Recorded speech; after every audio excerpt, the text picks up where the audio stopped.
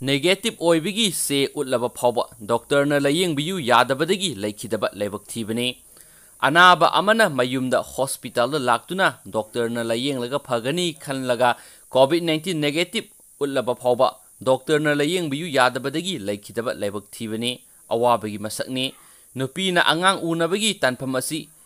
lithokpa yadraba tanja amani haiba khangbidaba nupi singbu karisu leitana khanbirabra haina hangningli COVID-19 gi luraba tanja akhoi khudimakna khangi adubo nupi amana angang unabagi matam laklabada kanana lithokpa ngamgadaba nate maraibak thikhrabi senapati district ki puitai khuldagi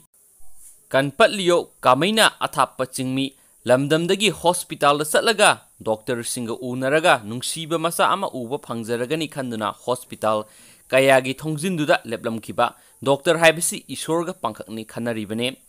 numit aduda hospital sing aduda mathau toriba mari leinaba khudingmak ninda topom thui kamai ki matangda inquiry committee semduna thigatlagani tabada nungai thijinbada COVID-19 gi manungda hospital singda pukhatlaga Layengbiyu Leikhidaba